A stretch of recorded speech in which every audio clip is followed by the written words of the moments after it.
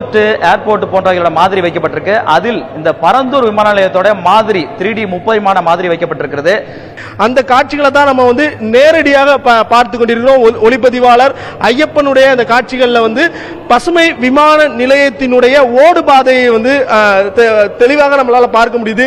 சென்னை நகரத்திலிருந்து 65 முதல் 70 கிலோமீட்டர் தொலைவில் உள்ள இந்த பசுமை விமான நிலையத்தை இணைக்கிறதுக்காக நேரடியாக மெட்ரோ ரயில் பாதை அமைக்க போறாங்க.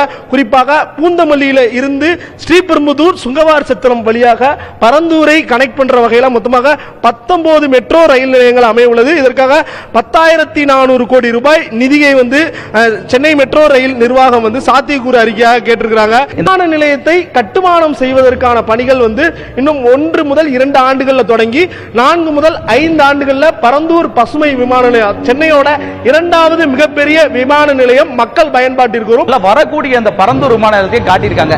இந்த விமான நிலையம் காட்டும் பொழுது இன்னும் ஏராளமான நமக்கு முதலீடுகள் வர வாய்ப்பு இருக்குமா? ஏன்னா விமான நிலையம் அமைக்கிறதுக்கான முதற்கட்ட பணிகள் நடந்துகிட்டு இருக்கு. எந்த அளவுக்கு முக்கியத்துவம் வாய்ந்ததாக இருக்கும் இந்த விமான நிலையம்?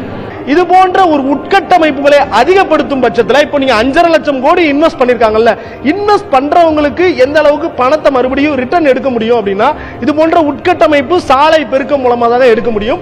எனவே தொழில் வளத்தையும் முதலீட்டையும் அதிகரிப்பதற்கு இந்த உட்கட்டமைப்பை மேம்படுத்துவது அவசியம். அதுவும் தமிழ்நாட்டினுடைய தலைநகரத்தில் மிகப்பெரிய விமான நிலையம் அமைய வேண்டும் என முதலமைச்சரும் பிரதமரும் தொடர்ச்சியாக அவங்க ஒவ்வொரு பேச்சிலையும் சொல்லிக்கிட்டு இருக்கிற நிலையில இது போன்ற ஒரு மாதிரி வடிவமைப்பு இங்கு தொழில் முதலீடு செய்ய வந்திருக்கிறவங்க ஒரு மகிழ்ச்சியில் ஆழ்ந்திருக்கு. இந்த விமான நிலையத்தின் மாதிரியில் குறிப்பாக நாம் சொல்ல வேண்டும் மெட்ரோ ரயில் கனெக்டிவிட்டி என்பது இந்த மாதிரியிலே இடம்பெற்றிருப்பது கூடுதல் சிறப்பம்சம்.